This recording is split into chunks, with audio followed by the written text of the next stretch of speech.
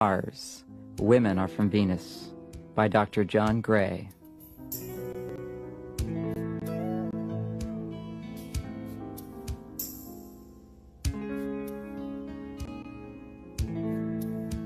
Imagine that men are from Mars and women are from Venus.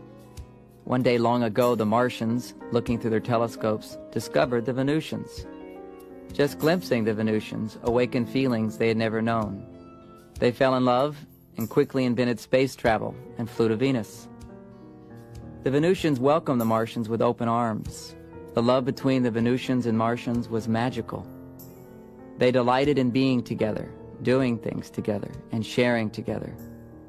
Though from different worlds, they reveled in their differences. They spent months learning about each other, exploring and appreciating their different needs, preferences, and even behavior patterns. For years, they lived together in love and harmony. Then they decided to fly to Earth. In the beginning, everything was wonderful and beautiful. But the effects of Earth's atmosphere took hold, and one morning, everyone woke up with a peculiar kind of amnesia, selective amnesia. Both the Martians and Venusians forgot that they were from different planets and were supposed to be different. And one morning, everything they had learned about their differences was erased from their memory. And since that day, men and women have been in conflict. Without the awareness that we're supposed to be different, men and women are at odds with each other. We mistakenly assume that if our partners love us, they will react and behave in certain ways, the way we react when we love someone. Men mistakenly expect women to think, communicate, and react the way men do. Women mistakenly expect men to feel and communicate and respond the way women do. We've forgotten that men and women are supposed to be different. As a result, our relationships are filled with unnecessary friction and conflict. Clearly recognizing and respecting these differences dramatically reduces confusion when dealing with the opposite sex. When you remember that men are from Mars and women are from Venus, everything can be explained. Falling in love is always magical. It feels eternal. We naively believe that somehow we are exempt from the problems our parents had, free from the odds that love will die, assured that it's meant to be, and we are destined to live forever, happily ever after.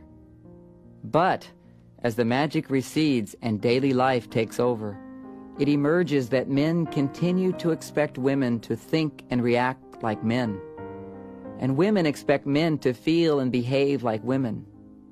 We don't take the time to understand and respect each other. We become demanding, resentful, judgmental, and intolerant. We ask ourselves, how does it happen? Why does it happen? Why does it happen to us? To answer these questions, our greatest minds have developed brilliant and complex philosophical and psychological models. Yet still the old patterns return, and love dies. It happens to almost everyone. Very few people indeed are able to grow in love, yet it does happen. When men and women are able to respect and accept their differences, then love has a chance to blossom. Through understanding the hidden differences of the opposite sex, we can more successfully give and receive the love that's in our hearts. By validating and accepting our differences, creative solutions can be discovered whereby we can succeed in getting what we want. And more important, we can learn how to best love and support the people we care about. Love is magical, and it can last if we remember our differences. The most frequently expressed complaint women have about men is that men don't listen. Either a man completely ignores her when she speaks, or he listens for a few beats, assesses what's bothering her, and then he proudly puts on his Mr. Fix-It hat and offers her a solution to make her feel better. No matter how many times she tells him that he's not listening, he doesn't get it, and he keeps doing the same thing. She wants empathy. He thinks she wants solutions. The most frequently expressed complaint men have about women as that women are always trying to change them. When a woman loves a man, she feels responsible to assist him in growing and tries to help him improve the way he does things. She forms the Home Improvement Committee, and he becomes her primary focus. No matter how much he resists her help, she persists, waiting for an opportunity to help him or to tell him what to do. She thinks she's nurturing him, while he feels he's being controlled. Instead, he wants her acceptance. These two problems can finally be solved by first understanding why men offer solutions and why women seek to improve. Let's pretend to go back in time and observe life on Mars and Venus before the planets discovered one another and came to Earth. We can gain some insights into men and women. Martians value power, competency, efficiency, and achievement. Their sense of self is defined through their ability to achieve results. They experience fulfillment primarily through success and accomplishments. Achieving goals is very important to a Martian because it's the way for him to prove his competence and thus feel good about himself. And for him to feel good about himself, he must achieve these goals alone by himself. Autonomy is a symbol of efficiency, power, and competence. Understanding this Martian characteristic can help women to understand why men resist so much being corrected or being told what to do. To offer a man unsolicited advice is to presume that he doesn't know what to do or that he can't do it on his own. Men are very touchy about this because the issue of competence is so very important to them. Because he's handling his problems on his own, a Martian rarely talks about his problems unless he needs expert advice. Asking for help when you can do it yourself is perceived as a sign of weakness. However, if he truly does need help, then it's a sign of wisdom to get it. In this case, he'll find someone he respects and then talk about his problem. Talking about a problem on Mars is an invitation for advice. Another Martian feels honored by the opportunity. Automatically, he puts on his Mr. Fix-It hat, listens for a few beats, and then offers some jewels of advice. This Martian custom is one of the reasons men instinctively offer solutions when a woman talks about her feelings or about her problems. When a woman innocently shares upset feelings or explores out loud the problems of her day, a man mistakenly assumes she's looking for some expert advice. He proudly puts on his Mr. Fix-It hat and begins giving advice. This is his way of trying to help and of showing love. Once he's offered a solution, however, and she continues to be upset, it becomes increasingly difficult for him to listen because his solution's being rejected. He feels useless. He has no idea that by just listening with empathy and interest, he can be supportive. He does not know that on Venus, talking about problems is not an invitation to offer a solution. Venusians have different values. Their sense of self is defined through their feelings and the quality of their relationships and their communication. They experience fulfillment through sharing and relating. Communication is of primary importance. To share their personal feelings is much more important than achieving goals or success. Talking and relating to one another is a source of tremendous fulfillment. This fulfillment is hard for a man to comprehend. He can come close to understanding a woman's experience of sharing and relating by comparing it to the satisfaction he feels when he wins a race, achieves a goal, or solves a problem. Instead of being goal-oriented, women are relationship-oriented. They are more concerned with expressing their goodness, their love, their caring. Venusians are very intuitive. They pride themselves on being considerate of the needs and feelings of others. A sign of great love is to offer help and assistance to another Venusian without even being asked. Because proving one's competence is not as important to a Venusian, offering help is not offensive, and needing help is not a sign of weakness. A man, however, may feel offended when a woman offers advice because he doesn't feel she trusts his ability to do it himself. A woman has no conception of this male sensitivity because for her, it's another feather in her hat. If someone offers to help her, it makes her feel loved and cherished. But offering help to a man can make him feel incompetent, weak, or even unloved. When a woman tries to improve a man, he feels she's trying to fix him. She's trying to change him. He receives the message that he's broken. She doesn't realize her caring attempts to help may actually humiliate him.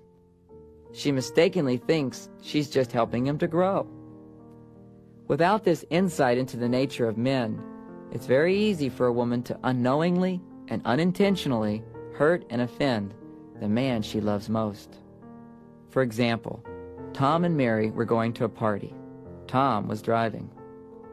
After about 20 minutes and going around the same block a few times, it was clear to Mary that Tom was lost.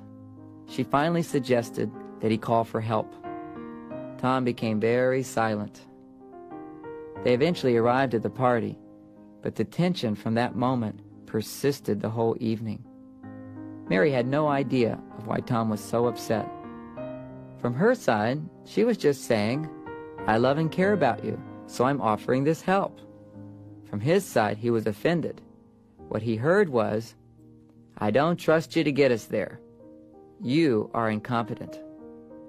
Without knowing about life on Mars, Mary couldn't appreciate how important it was for Tom to accomplish his goal without help. Offering advice was the ultimate insult. After hearing about Martians and Venusians, Mary learned how to support Tom at such difficult times. The next time he was lost, instead of offering help, she restrained herself from offering any advice. She took a deep, relaxing breath and appreciated in her heart what Tom was trying to do for her. Tom greatly appreciated her warmth and trust. The evening was a great success. Generally speaking, when a woman offers unsolicited advice or tries to help a man, she has no idea of how critical and unloving she may sound to him. Even though her intent is loving, her suggestions do offend and sometimes hurt. His reactions may be strong, especially if he felt criticized as a child or he experienced his father being criticized by his mother. For many men, it's important to prove that they can get to their goal, even if it's a small thing like driving to a restaurant or to a party.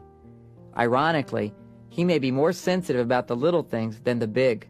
His feelings are like this: if I can't be trusted to do the small things, like getting us to a party, how can she trust me to do the bigger things? Like their Martian ancestors, men pride themselves on being experts, especially when it comes to fixing mechanical things, getting places, or solving problems. These are the times when he needs her loving acceptance the most, and not her advice or criticism. Likewise, if a man doesn't understand how a woman is different, he can make things worse when he's actually trying to help. Men need to remember that women talk about problems to get close, and not necessarily to get solutions. So many times a woman just wants to share her feelings about her day, and her husband, thinking he's helping, interrupts her by offering a steady flow of solutions to her problems. For example, Mary comes home from an exhausting day. She wants and needs to share her feelings about the day. She says, "There's so much to do. I don't have any time for myself."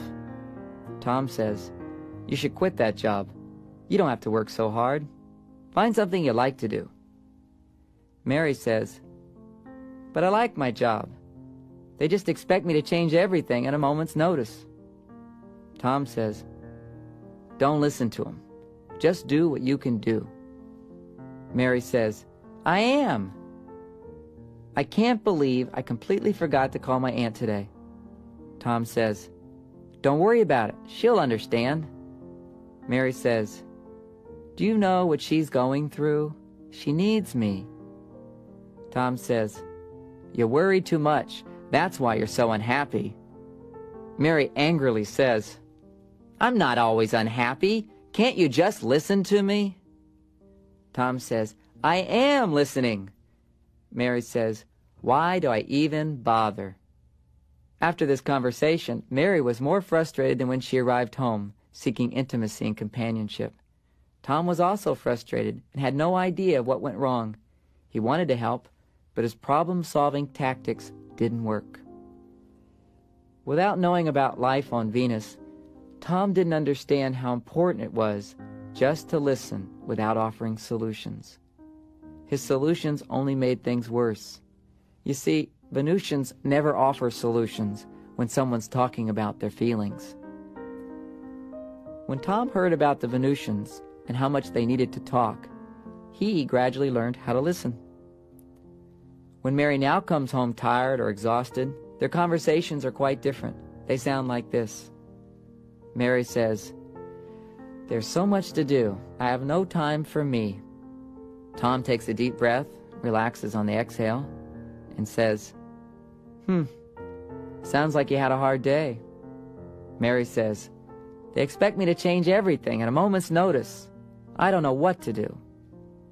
Tom pauses and then says, Mary says, "I even forgot to call my aunt." Tom says with a slightly wrinkled brow, "Oh no." Mary says, "She needs me so much now. I feel so bad." Tom says, "You're such a loving person. Come here. Let me give you a hug." Tom gives Mary a hug, and she relaxes in his arms with a sigh of relief. She then says, "I love talking with you. You make me really happy." And as they finish the hug, she says, "Thanks for listening. I feel much better." Not only Mary, but also Tom felt better. He was amazed at how much happier his wife was when he finally learned to listen. Not everything is wrong with Mr. Fix-It or the Home Improvement Committee. These are very positive Martian and Venusian attributes. The mistakes are only in timing and approach. Men need to remember that when women seem upset and talk about their problems, it's not the time to offer solutions. Women need to remember that unsolicited advice or criticism, especially if he's just made a mistake, makes him feel unloved and controlled. To learn from his mistakes, he needs to feel her acceptance more than her advice. When a man feels that a woman is not trying to improve him, he's much more likely to ask for her feedback and advice. If you're a woman, I suggest for the next week, practice restraining from giving any unsolicited advice or criticism. The men in your life will not only appreciate it, but also will be much more attentive to your needs and responsive.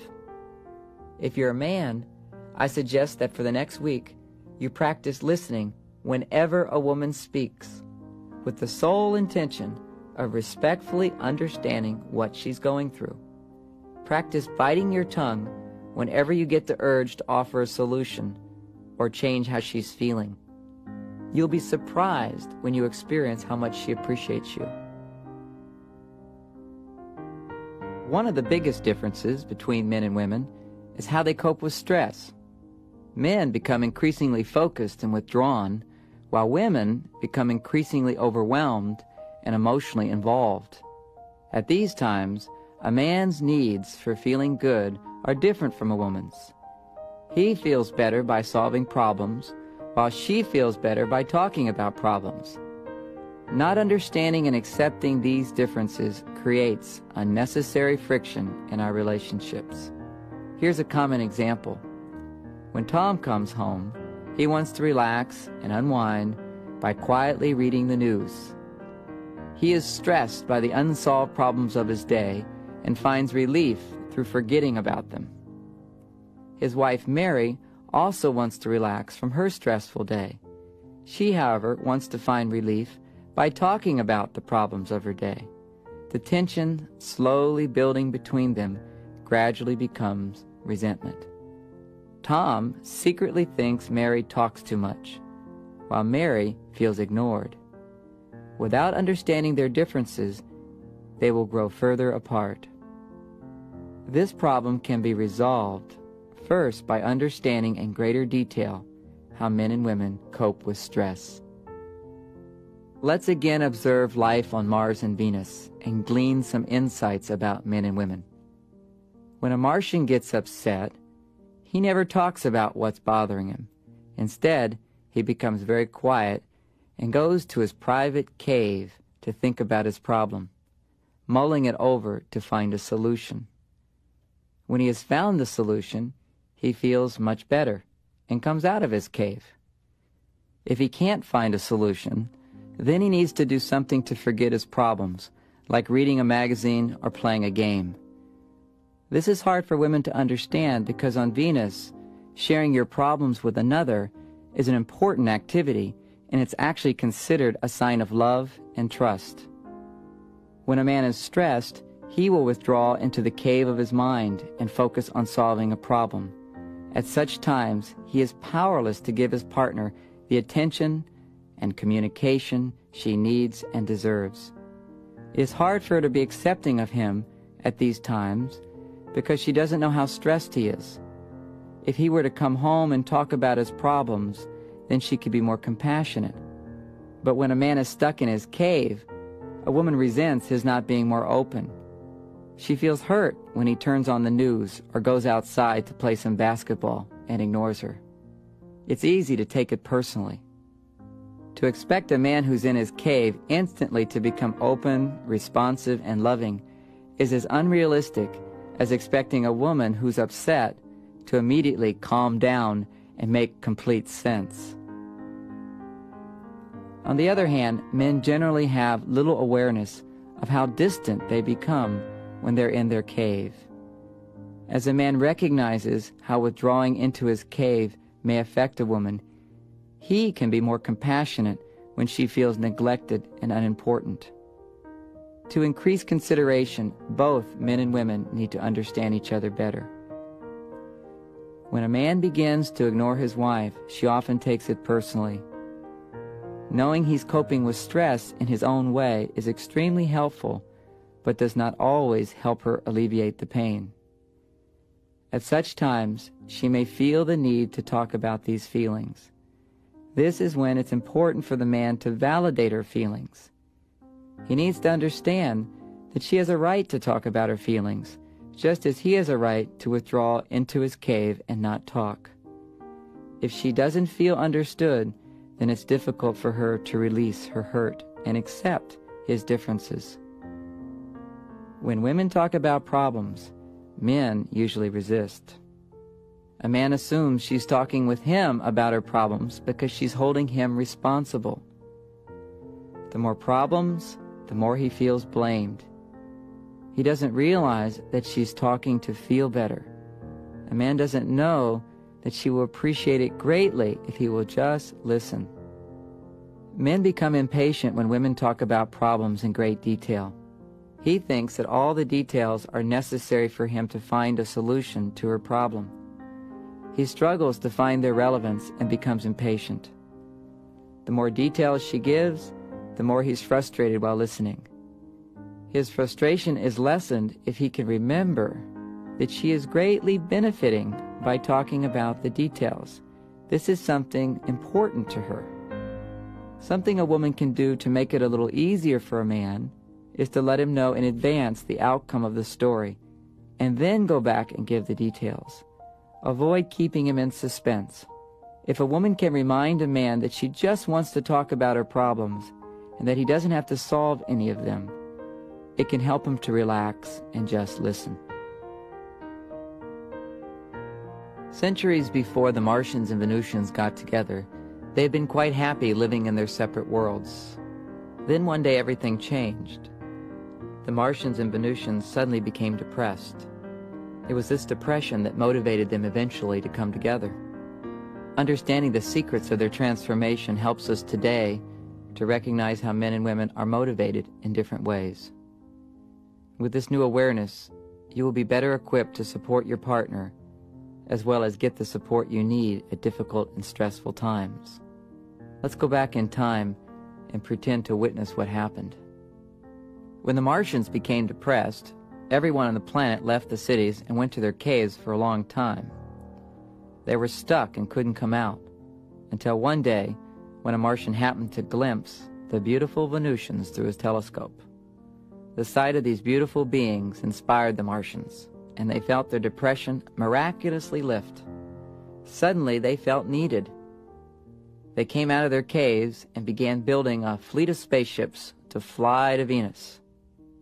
When the Venusians became depressed, to feel better, they formed circles and began talking with one another about their problems. But this didn't seem to relieve the depression. They stayed depressed for a long time until, through their intuition, they experienced a vision. Strong and wondrous beings, the Martians, would be coming across the universe to love, serve, and support them. Suddenly, they felt cherished.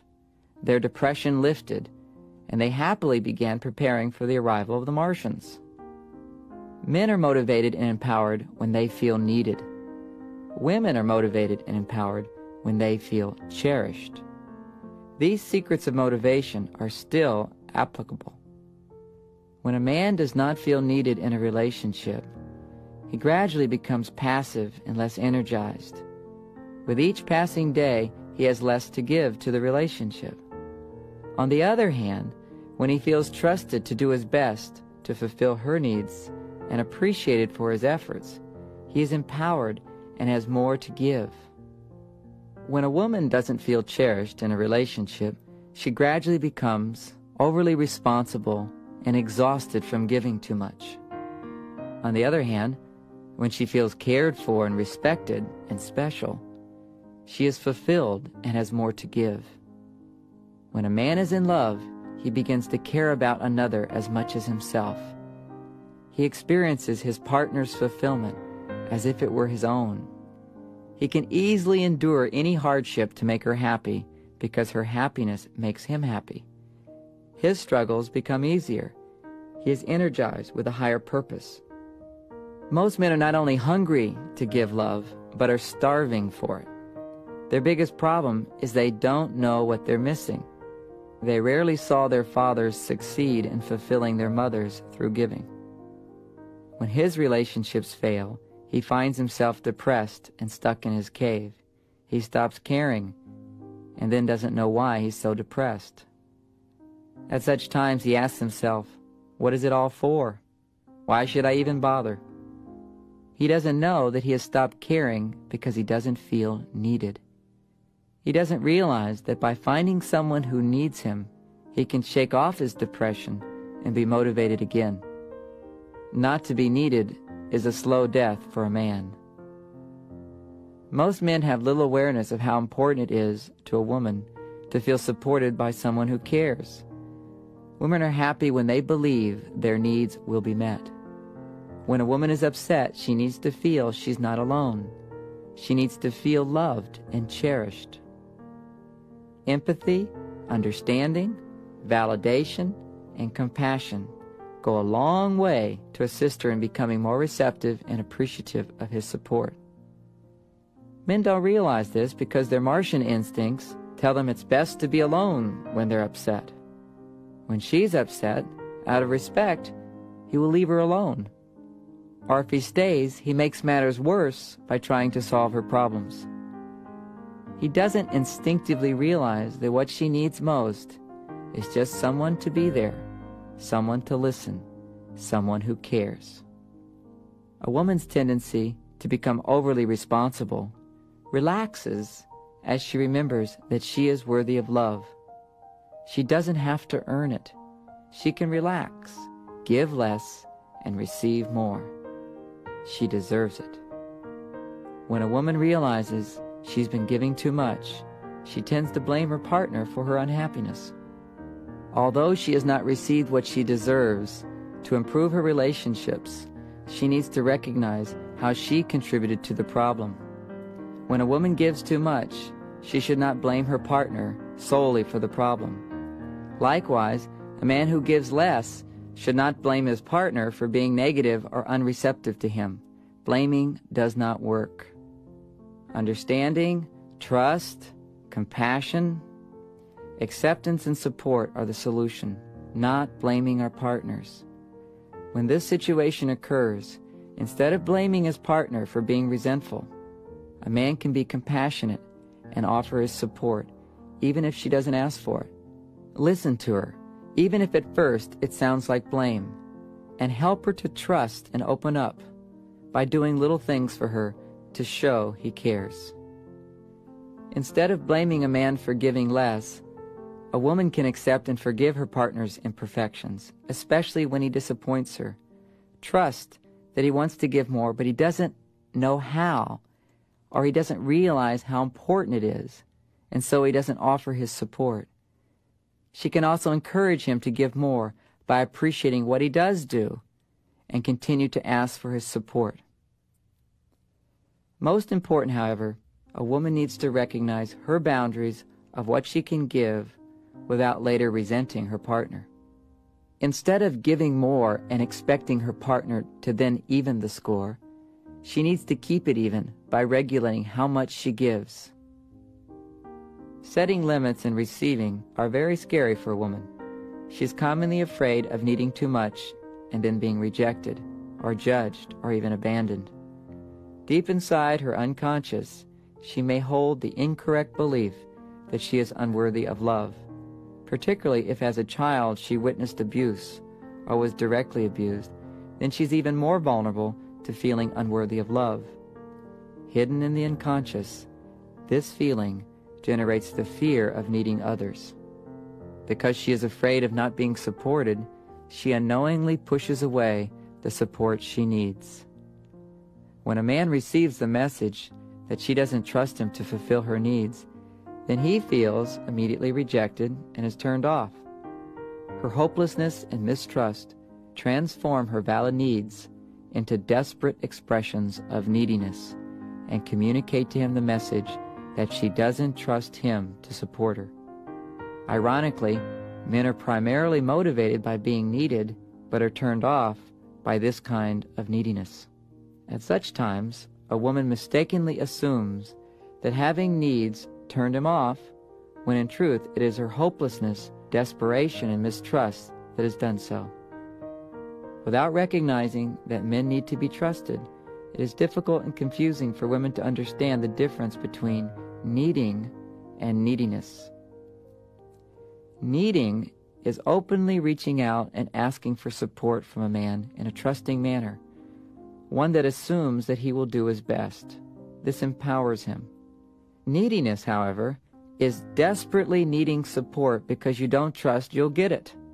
It pushes men away and makes them feel rejected and unappreciated. For women, not only is needing others confusing, but being disappointed or feeling abandoned is especially painful, even in the smallest ways. Needing others puts her in a vulnerable position. Being ignored or disappointed hurts more because it affirms the incorrect belief that she's unworthy. When a woman realizes that she truly deserves to be loved, she's opening the door for a man to give to her. But when it takes her 10 years of overgiving in a marriage to realize that she deserves more, ironically, she feels like closing the door and not giving him the chance. When this is the case, I have to assure women that they don't have to give more to have a better relationship. Their partner will actually give more if they give less.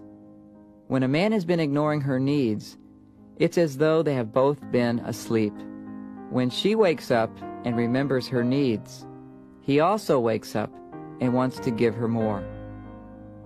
A man's deepest fear is that he's not good enough or that he's incompetent.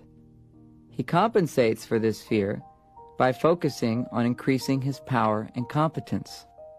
Success, achievement, and efficiency are foremost in his life. Just as a woman is afraid around receiving, men tend to be afraid around giving. To extend himself in giving to her means to risk failure, correction, or even disapproval. These consequences are most painful because deep inside his unconscious, he may hold the incorrect belief that he's not good enough. This belief was formed and reinforced in childhood every time he thought he was expected to do better. Ironically, when a man really cares about his partner, his fear of failure increases, and sometimes he gives less. To avoid failure, he stops giving to the people he wants to give to the most. He appears most uncaring when he's most afraid. The first step for a man in learning how to give is to realize that it's okay to make mistakes, and it's okay to fail, and that he doesn't have to have all the answers. The phrase, "I don't know," isn't even in the Martian dictionary. Women commonly misinterpret a man's silence. Depending upon how she's feeling that day, she may begin to imagine the very worst. He hates me. He doesn't love me. He's leaving me forever.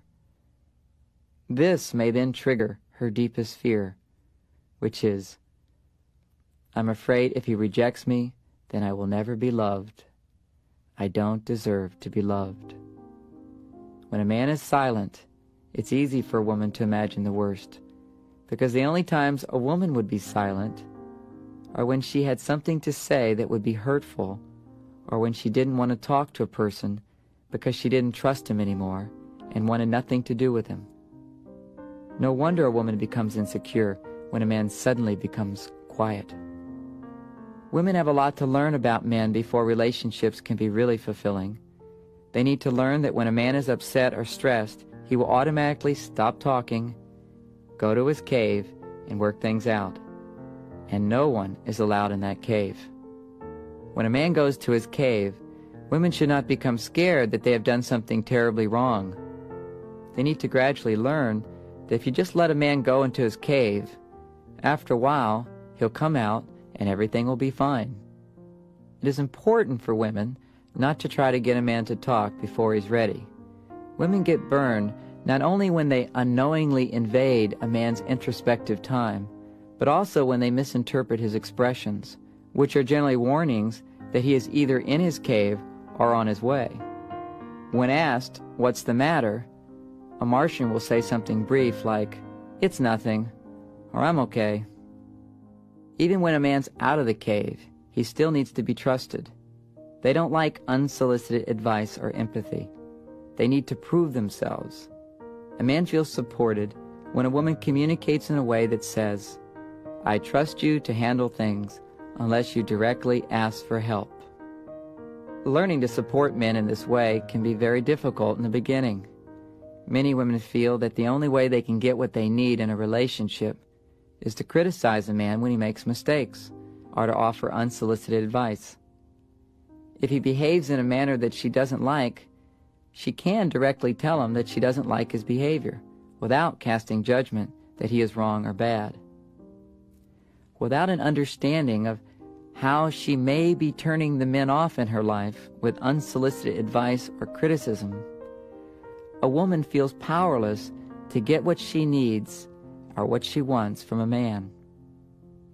Nancy was frustrated in her relationship. She said, "I still don't know how to approach a man with criticism and advice. No matter how I tell him, he gets angry or defensive or just ignores me." The answer is, she should not offer criticism or advice unless he asks.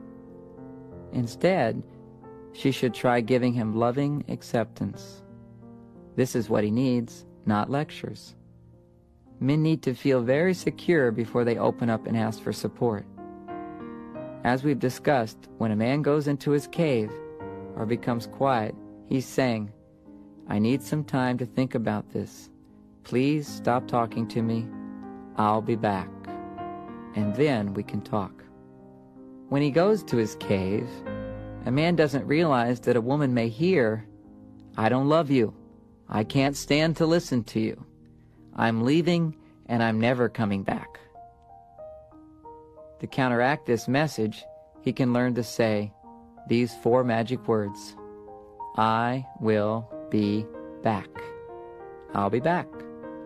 It's amazing how these simple words make such a profound difference. In addition, he could say, "I'll be back, and then we can talk again." Good communication requires participation on both sides. A man needs to work at remembering that complaining about problems does not mean he's being blamed.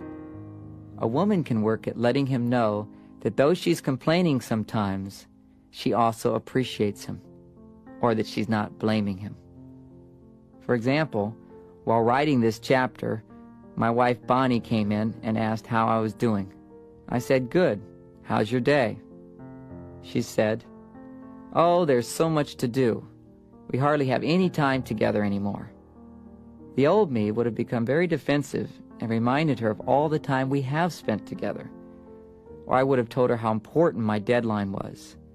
This would have just created tension.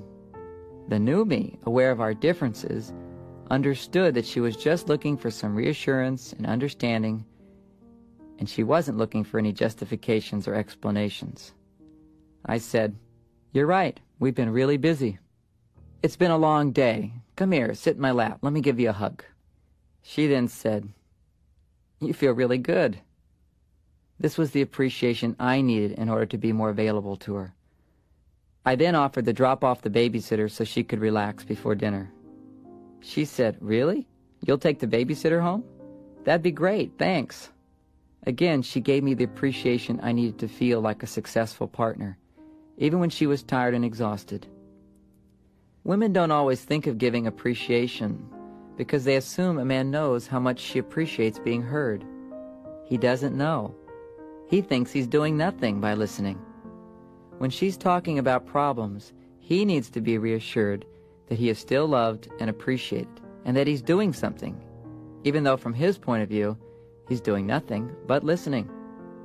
Men feel frustrated by problems unless they're doing something to solve them. By appreciating him for being a good listener, a woman can let him know that just by listening, he is also helping. A woman does not have to suppress her feelings or even change them to support her partner.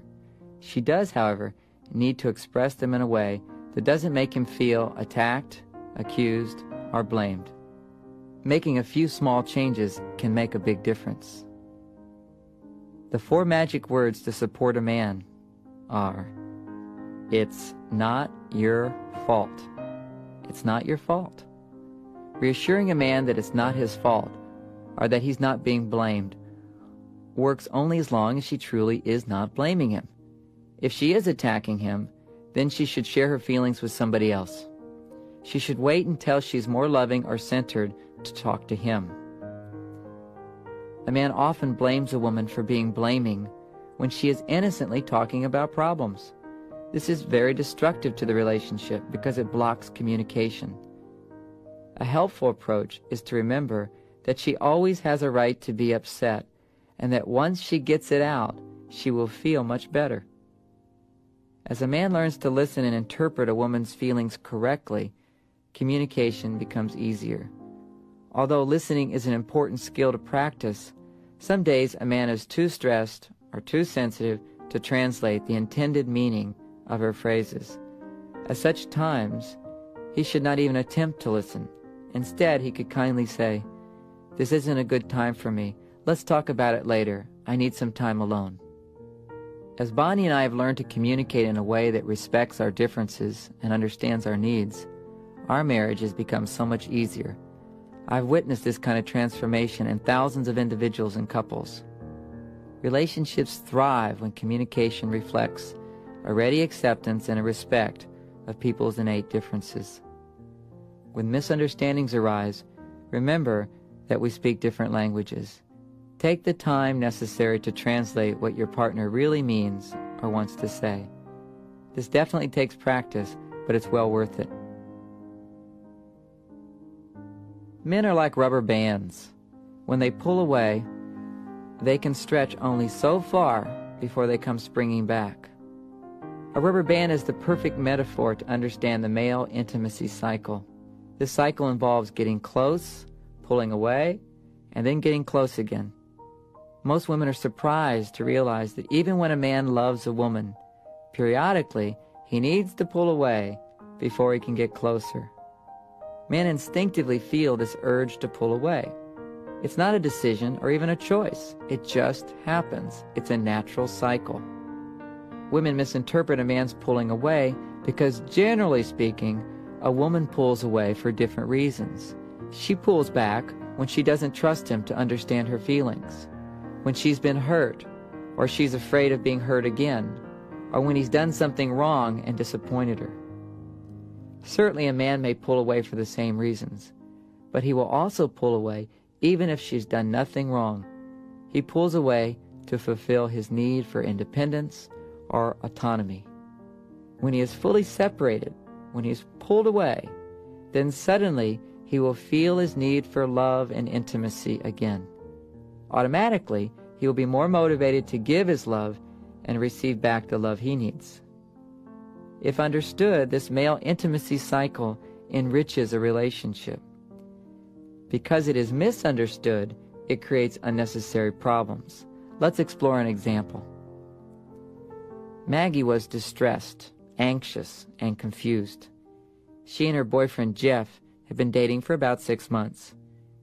Everything had been so romantic. Then, without any apparent reason, he began to distance himself emotionally. Maggie couldn't understand why he had suddenly pulled away. She thought she'd done something wrong. After taking my seminar, Maggie realized that when Jeff pulled away, it was not her fault. In addition, she learned why he was pulling away and how to gracefully deal with it. Months later at another seminar, Jeff thanked me for what Maggie had learned. He told me they were now engaged to be married. Maggie had discovered a secret about men that few women know. Maggie realized that when she was trying to get close, while Jeff was trying to pull away, she was actually preventing him from stretching his full distance and then springing back. By running after him, she was preventing him from ever feeling that he needed her and wanted to be with her. She realized that she had done this in every relationship.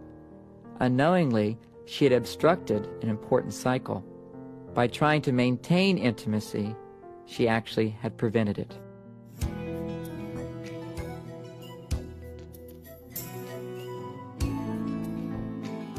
When a man has stretched away his full distance, he will return with a lot of power and spring.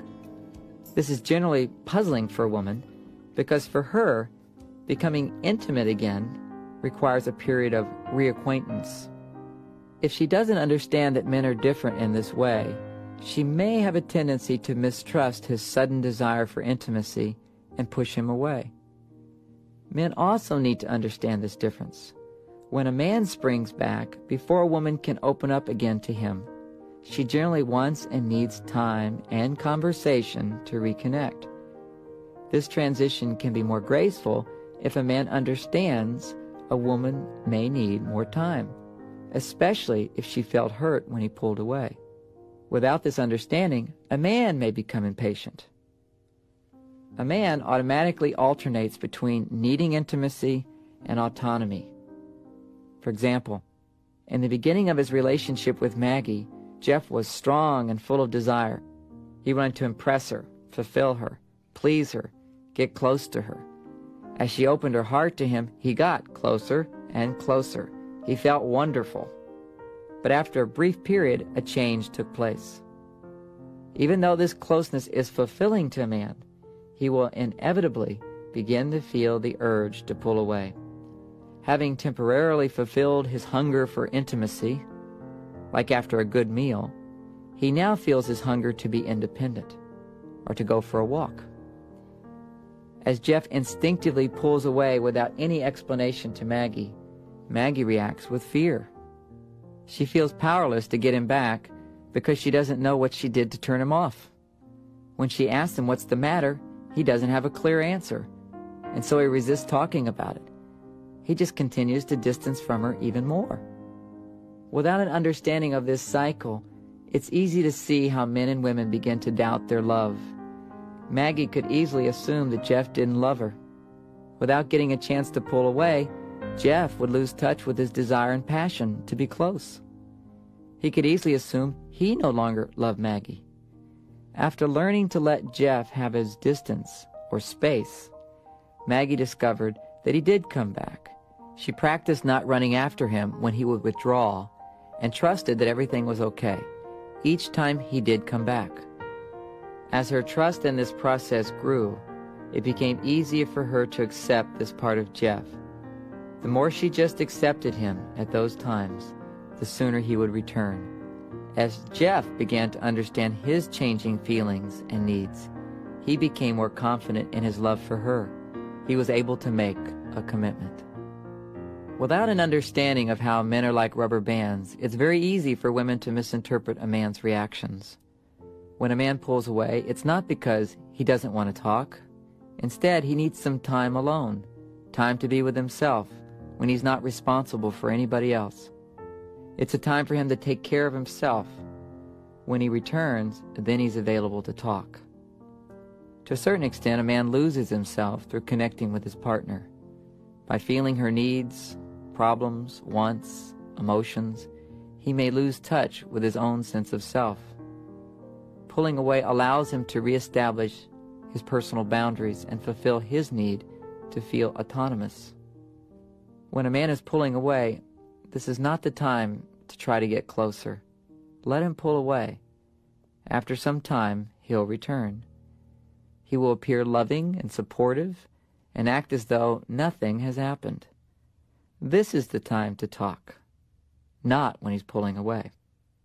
Men generally don't realize how their suddenly pulling away and then later returning affects women. With insight about this intimacy cycle, a man can recognize the importance of sincerely listening when a woman speaks. He grows to understand his own cycles and reassures her when he pulls away that he will be back. When he returns to talk, she might probe him to understand why he left. If he's not sure, which is many times the case, he might say, "I'm not sure, I just needed some time to myself." To initiate a conversation, the wise woman learns not to demand that a man talk, but asks that he truly listen to her. As her emphasis changes, the pressure on him is released. She learns to open up and share her feelings without demanding that he do the same. She trusts that he will gradually open up more as he feels accepted and listens to her feelings.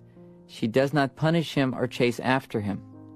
She understands that sometimes her intimate feelings trigger his need to pull away, while at other times, when he's on his way back, he is quite capable of hearing her intimate feelings. A woman is like a wave. When she feels loved, her self-esteem rises and falls in a wave motion. When she's feeling really good, she will reach a peak, and then suddenly her mood may change and her wave crashes down. This crash is temporary. After she reaches bottom, suddenly her mood will shift and she will again feel good about herself, and the wave rises back up. A woman's self-esteem rises and falls like a wave. When she hits bottom, it's a time for emotional house cleaning. A woman's ability to give and receive love in her relationships is generally a reflection of how she's feeling about herself. When she's not feeling as good about herself, she's unable to be as accepting and appreciative of her partner. At her down times, she tends to be overwhelmed or more emotionally reactive. When her wave hits bottom, she's more vulnerable and she needs more love. It's as though she sinks down into a well, and in this well there are lots of feelings, and when they first come up, they're not clear. It's crucial that her partner understands what she needs at these times. Otherwise, he may make unreasonable demands. A man commonly assumes that her sudden change of mood is based solely on his behavior. When she is happy, he takes credit, but when she is unhappy, he also feels responsible. He may feel extremely frustrated because he doesn't know how to make things better, or he simply feels blamed.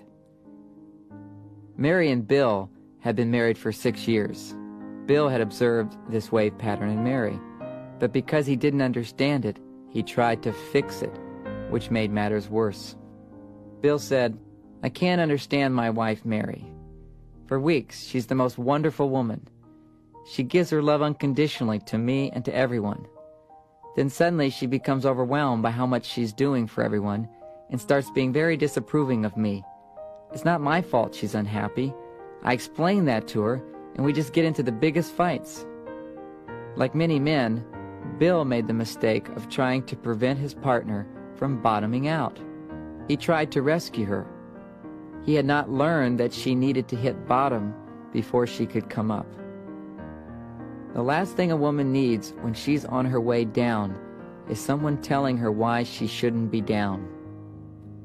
What she needs is someone to be with her as she goes down, to listen to her for a while she shares her feelings, and to empathize with what she's going through. Even if a man can't fully understand why a woman feels so overwhelmed, he can offer his love, he can give her attention, and certainly support her. After learning how women are like waves, Bill was still confused. The next time his wife seemed to be in her well or the wave had crashed, he practiced listening to her. He told me, "At first I listened and she seemed to open up and share more. But then she started getting even more upset. It seemed the more I listened, the more upset she got. I told her she shouldn't be getting more upset, and then we got into a big argument." Although Bill was listening to Mary, he was still trying to fix her. He expected her to feel better right away. What Bill didn't know is that when a woman goes into her well, if she feels supported, she doesn't necessarily feel better right away. She may even feel worse. But that is a sign that his support may be helping. His support may actually help her to hit bottom sooner, and then she can and she will feel better. To genuinely come up, she first needs to hit bottom. That is the cycle. When a woman comes out of the well, she becomes her usual loving self again. This positive shift is generally misunderstood by men. A man typically thinks that whatever was bothering her is now completely healed or resolved. This is not the case. It's an illusion. When her wave crashes again, similar issues will arise. When her issues come up again, he becomes impatient because he thinks that they've already been resolved. Without understanding the wave, he finds it hard to validate and nurture her feelings when she's feeling down or in the well. When a woman goes into her well, her deepest issues tend to surface. These issues may have to do with the relationship, but usually they are heavily charged from her past relationships and childhood. Whatever remains to be healed or resolved from her past inevitably will come up.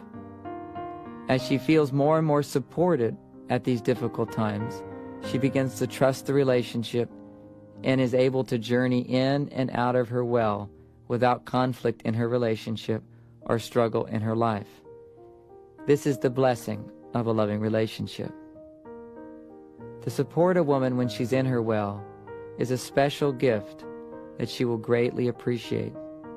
Gradually, she will become free from the gripping influences of her past. She will still have her ups and downs, but they will not be so extreme that they overshadow her loving nature.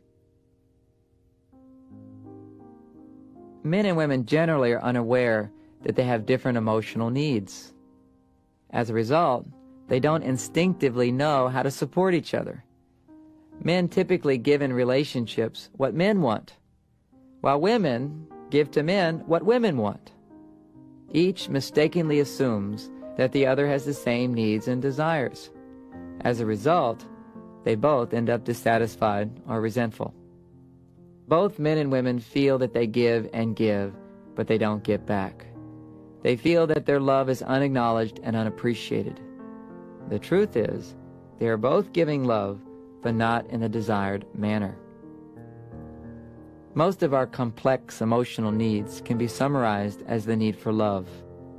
Men and women each have 6 unique needs that are all equally important. Men primarily need trust, acceptance, appreciation, admiration, approval, and encouragement. Women primarily need caring, understanding, respect, devotion, validation, and reassurance. Certainly, every man and woman ultimately needs all these 12 kinds of love. What is meant by primary need is that fulfilling a primary need is required before one is able to receive and appreciate the other kinds of love.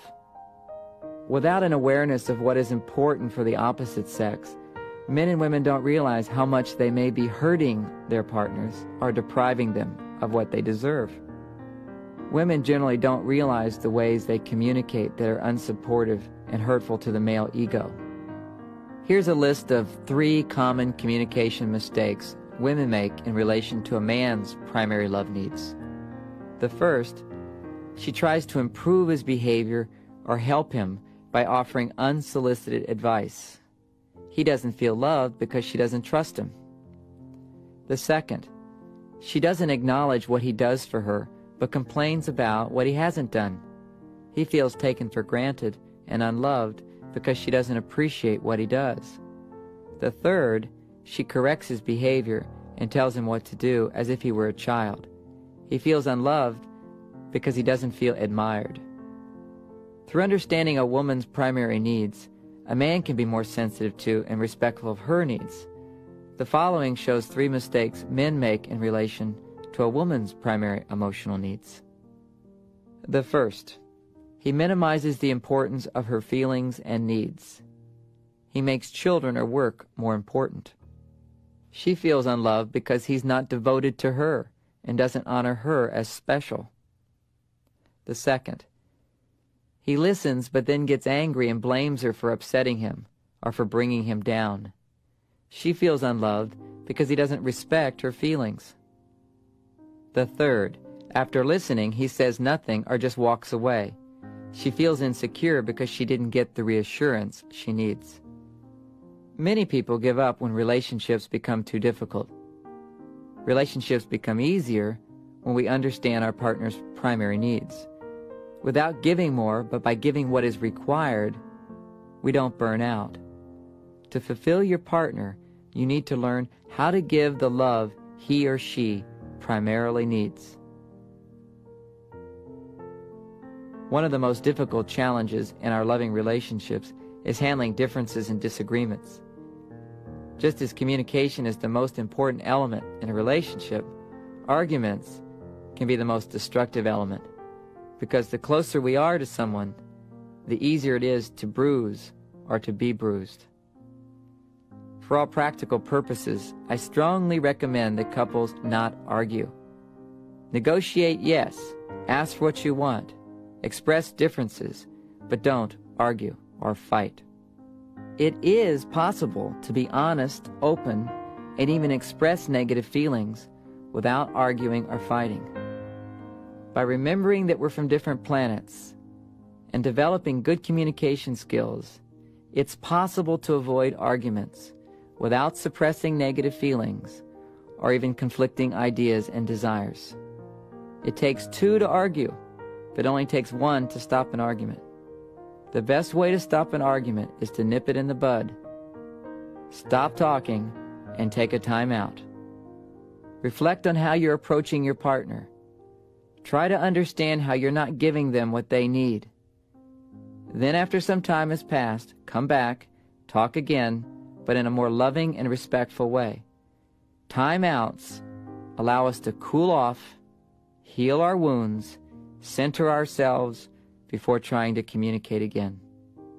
Men and women commonly argue about money, sex, decisions, scheduling, values, child-rearing, household responsibilities. These discussions and negotiations, however, turn into painful arguments for only one reason: we're not feeling loved. Because women are not from Mars, they don't instinctively realize that conflicting ideas and feelings and desires are a difficult challenge for a man. The closer he is to a woman, the harder it is to deal with differences and disagreements. When she doesn't like something he's done, he feels she doesn't like him. Fulfilling a man's primary emotional needs will diminish his tendency to engage in hurtful arguments. Automatically, he'll be able to listen and speak with much greater respect, understanding, and caring. Most arguments escalate when a man begins to invalidate a woman's feelings and she responds to him disapprovingly. When a man has done something to upset a woman, his instinct is to explain to her why she shouldn't be upset.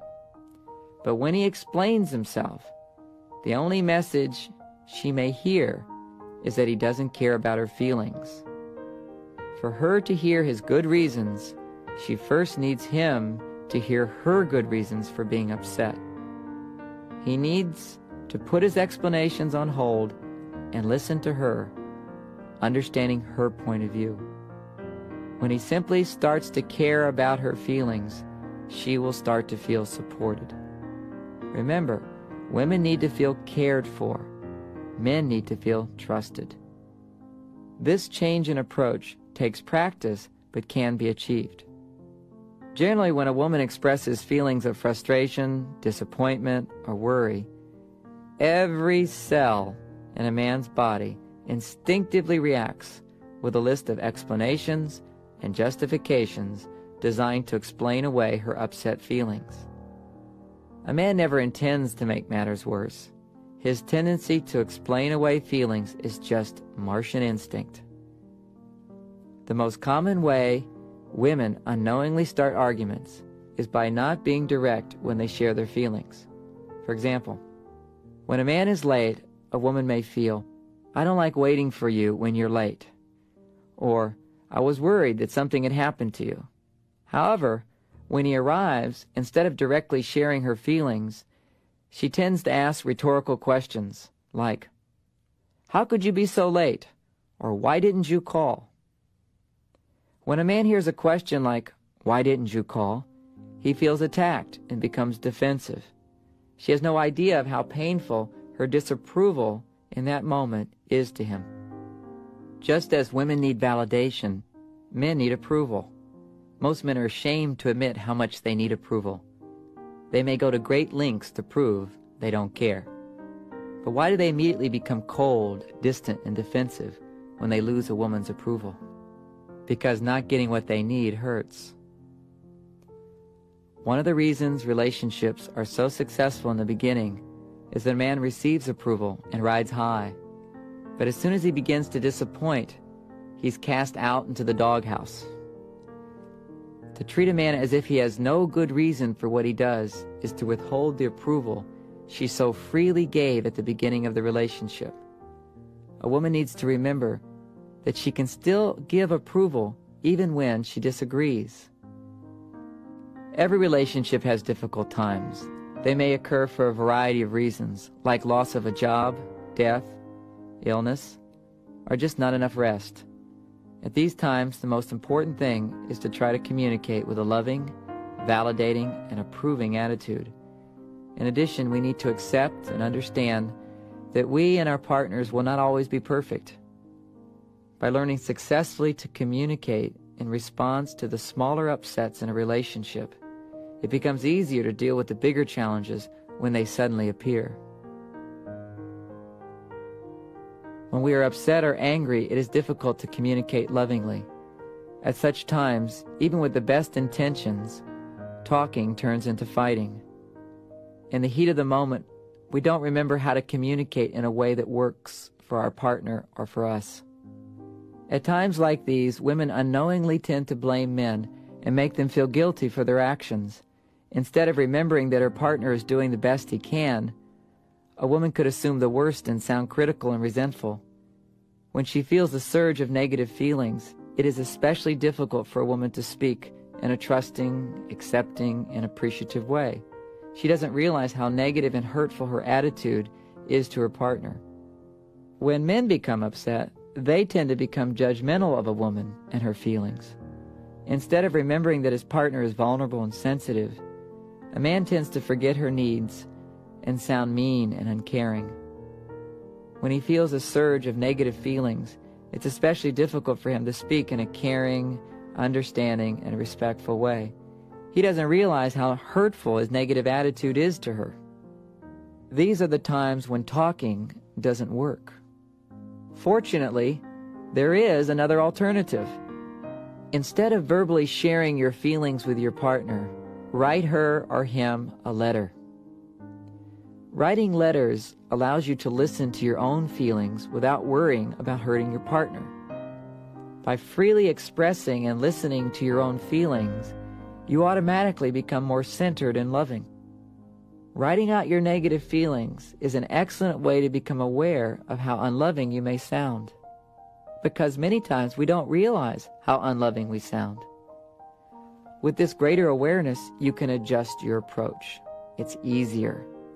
In addition, by writing out your negative emotions, their intensity can be released, or at least minimized, making room for positive feelings to be felt again. Having become more centered, you can then go to your partner and speak to him or to her in a more loving way, a way that's less judgmental or blaming. As a result, your chances of being heard and understood, of being accepted, are much greater. Instead of writing down your feelings, you may also choose to do the same process in your mind. Imagine in your mind you are saying what you feel, think, and want without editing yourself. By carrying on an inner dialogue, expressing the complete truth about your feelings, you will suddenly become free from their negative grip. One of the best ways to release negativity and then communicate in a more loving fashion is to use the love letter technique. There are 3 aspects or parts to the love letter technique. The first, write a letter expressing your feelings of anger, sadness, fear, regret, and love. The second, write a response letter expressing what you want to hear from your partner. The third, share your letter and response letter with your partner. The love letter technique is quite flexible. You may choose to do all 3 steps, or you may only do 1 or 2 of them. Let's explore a few examples of how to write a love letter. Address the letter to your partner. Pretend that he or she is listening to you with love and understanding. Start with any angry feelings, then sad feelings, then any fearful feelings, then feelings of regret, and then love. Include all 5 sections in each letter. Write a few sentences about each feeling. Keep each section approximately the same length. Speak in simple terms. After each section, pause and notice the next feeling coming up. Write about that feeling. Do not stop your letter until you get to the love. Be patient and wait for the love to come out. Sign your name at the end. Take a few moments to think about what you need or want, and then write it in a PS. Use this guide in writing your love letters. In each of the 5 sections, a few helpful lead-in phrases are included to help you express your feelings. You may use just a few of these phrases or all of them. Generally, the most releasing phrases are, I'm angry, I'm sad, I'm afraid, I'm sorry, I want, and I love. However, any phrases that assist you in expressing your feelings will work. It usually takes about 20 minutes to complete a love letter. Here's a sample love letter that will help you understand the technique. Jim was leaving the next morning for a business trip. That evening, his wife, Virginia, attempted to create some intimacy. She brought a mango into their bedroom and offered him some. Jim was preoccupied reading a book in bed and briefly commented that he wasn't hungry. Virginia felt rejected and left. Instead of coming back and complaining about his rudeness and insensitivity, she wrote a love letter. After writing this letter, Virginia, feeling more accepting and forgiving, went back into the bedroom and said, "This is our last night before you leave. Let's spend some special time together." Jim put down his book, and they had a delightful, intimate evening. Writing a love letter gave Virginia the strength and love to persist more directly in getting her partner's attention. She did not even need to share her love letter with her partner. This is her letter. Dear Jim, Level 1, Anger. I'm frustrated that you want to read a book, and this is our last evening together before you leave. I'm angry that you ignore me. I'm angry that you don't want to spend this time with me. I want to feel you love me. Level 2, Sadness. I'm sad you don't want to be with me. I feel like you wouldn't even notice if I wasn't here. I don't feel special. Level 3, fear. I'm afraid you don't even care. I'm afraid you don't like me. Level 4, regret. I feel so embarrassed wanting to spend time with you when you don't even care. I feel embarrassed getting so upset. I'm sorry if this sounds demanding. I'm sorry I stopped trusting your love. And level 5, love. I do love you. That's why I brought the mango. I wanted to spend some special time together. I forgive you for being so indifferent to me.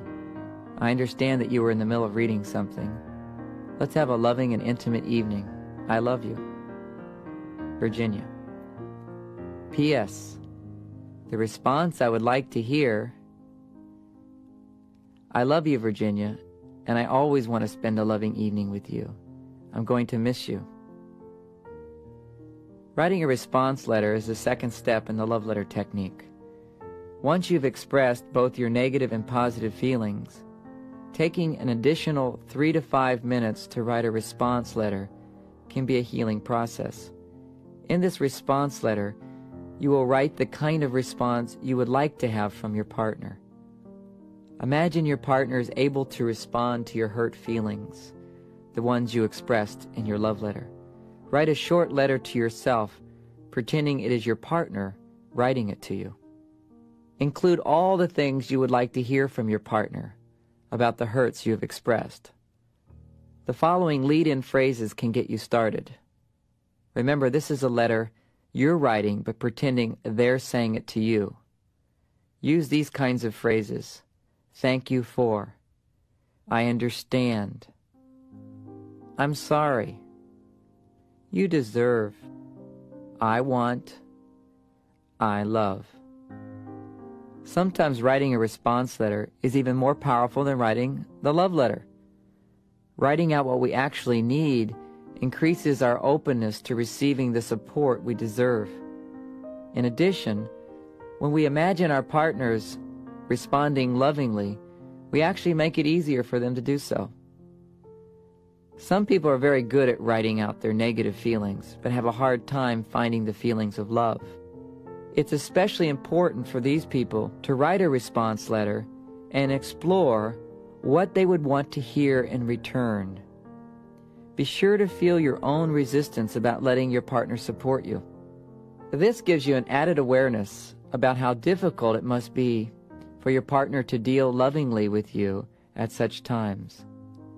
Sometimes women object to writing response letters. They expect their partners to know what to say. They have a hidden feeling that says, I don't want to tell him what I need. If he really loves me, he'll know. In this case, a woman needs to remember that men are from Mars, and they really don't know what women need. They need to be told, and gradually over time, they'll learn. Sometimes women ask me, if I tell him what I want to hear, and he starts saying it, how do I know he's not just saying it? I'm afraid he might not really mean it. This is an important question. If a man doesn't love a woman, he will not even bother to give her what she needs. If he even attempts to give a response similar to her request, then most likely he is really trying to respond. If in the beginning he doesn't sound fully sincere, it's because he's learning something new. It's awkward. Learning a new way of responding is awkward. To him, it may feel weak. This is a critical time. He needs lots of appreciation and encouragement. He needs feedback telling him he's on the right track. Sharing your love letters is important for the following reasons. It gives your partner an opportunity to support you. It allows you to get the understanding you need. It helps couples to start talking again when communication breaks down. And it teaches us how to hear negative feelings in a safe way. To receive more love, we need to have people in our life with whom we can openly and safely share our feelings. A loving and supportive group can do wonders to help us more easily get in touch with our deeper feelings. To share your feelings with a group means there are more people available to give you love. I hope you will use this love letter technique because I've witnessed it transform the lives of thousands of people, including my own. As you write more love letters, it becomes easier and works better. It takes practice, but it's worth it. When you want to feel better, write a love letter. If you're not getting the support you want in your relationships, a significant reason may be that you don't ask enough, or you may ask in a way that doesn't work. Asking for love and support is essential to the success of any relationship. If you want a GET, then you have to ASK. If you want to get more, you have to ask more. Both men and women have difficulty in asking for support. Women, however, tend to find it much more frustrating and disappointing to ask for support than men do. On Venus, their motto is, "Love is never having to ask." She may even purposefully not ask as a test to see if he really loves her. To pass the test, she requires that he anticipate her needs and offer his unsolicited support. This approach to relationships with men doesn't work. Men are from Mars, and on Mars, if you want more support, you simply have to ask for it. In the beginning of a relationship, if a woman doesn't get the support she wants, she then assumes he's not giving because he has nothing more to give. She patiently and lovingly continues to give to him, assuming that sooner or later he'll catch up. He assumes, however, he is giving enough because she continues to give to him. Eventually, she may ask for his support, but by this time she has given so much more and feels so much resentment that her request is really a demand. Men do not respond well to demands and resentment. Even if a man is willing to give support, her resentment or demands will lead him to say no. Demands are a complete turnoff. The first step is to practice asking for what you're already getting. Become aware of what your partner's already doing for you, especially the little things. Begin asking him to do the little things he already does. Then when he does these little things, give him a lot of appreciation. In this first stage, don't expect him to offer his support. It's important not to ask for more than what he's used to giving. Allow him to become used to hearing you ask for things in a non-demanding tone. Just as a woman who is upset doesn't want to hear a list of reasons and explanations about why she shouldn't be upset, a man doesn't want to hear a list of reasons about why he should fulfill her request. Simply be direct. An indirect request makes a man feel taken for granted or even controlled. One of the most common mistakes in asking for support is the use of the words "could you" or "can you" in place of "would you," "will you." To a man, it makes a big difference if you say "could you empty the trash" versus "would you empty the trash." To him, he'd much prefer to hear "would you empty the trash." The hardest thing of learning to ask is remembering how to do it. Try using the W words whenever possible. It will take a lot of practice. Be direct, be brief, and use "would you" or "will you" phrases. Be aware of how many times you don't ask for support. Become aware of how you ask and when you do. Remember to be brief and direct. Then give him lots of appreciation and thanks. Don't let anything be taken for granted. When he's used to hearing you ask for his support without wanting more, he feels loved in your presence. He feels he doesn't have to change to get your love. At this point, you can now risk asking for more. Let him realize that he can say no and still receive your love. When he feels that he can say no when you ask for more, he will feel free to say yes or no. Keep in mind that men are much more willing to say yes if they have the freedom to say no. Once you can graciously accept a no, you are ready to assert your full power to get what you want. You ask for his support, and if he starts making excuses and resists your request, You don't say okay. In this third stage, you practice making it okay that he resists, but continue waiting for him to say yes. The art of assertive asking is to remain silent after you've made a request. After you've asked, expect him to moan or groan or scowl or growl or mumble or grumble. I call all of these the grumbles. When a man grumbles, it's a good sign. It means he's trying to consider your request versus his needs. You may be asking yourself why men are so sensitive about being asked for support. It's not because men are lazy, but because men have a greater need to feel accepted. Any request to be more or to give more makes him feel that he's not accepted just the way he is.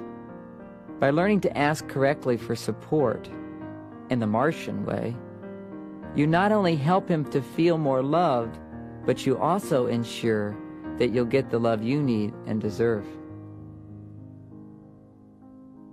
One of the paradoxes of loving relationships is that when things are going well and we're feeling loved, we may suddenly find ourselves emotionally distancing from our partners or reacting to them in unloving ways. It's surprising. One day, you're loving, patient, accepting, and then the next day you become demanding or dissatisfied. Your partner does something loving for you, and you find yourself resenting them for all the times in the past when he or she ignored you. Or you're attracted to your partner, and then when he or she makes a commitment, you lose your attraction, or you find others more attractive. You feel good about yourself or your life, and then suddenly you begin feeling unworthy, or abandoned, or inadequate. These sudden shifts are confusing, yet they're common.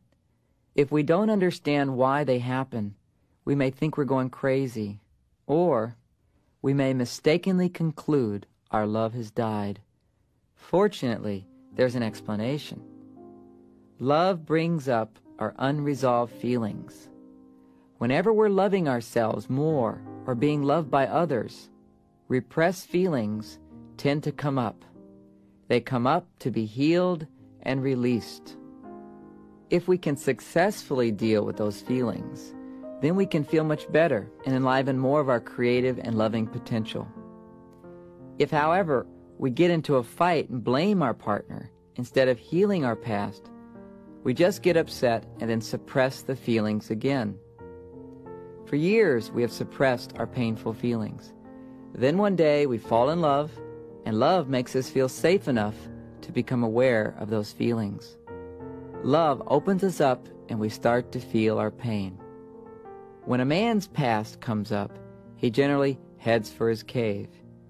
He tends to be overly sensitive and needs a lot of acceptance, a lot of space. When a woman's past comes up, her self-esteem crashes. She descends into her well of feelings, and she needs a lot of tender, loving care. This insight helps you to control your feelings when they come up. Understanding how the feelings of the past come up gives us a greater understanding of why our partners react the way they do. It's part of the healing process. As you grow more intimate in your relationships, love increases. As a result, deeper, more painful feelings may come up that need to be healed. Deep feelings like shame and fear. To heal them, we need to share them. But we're too afraid to reveal what we're feeling. At such times, we may feel depressed, anxious, bored, resentful, or simply exhausted for no apparent reason. These are all symptoms of our stuff coming up and being blocked. When deep feelings come up, we project our feelings onto our partner. It is a paradox. Because you feel safe with your partner, your deepest fears have a chance to surface. When they surface, you become afraid and unable to share what you feel.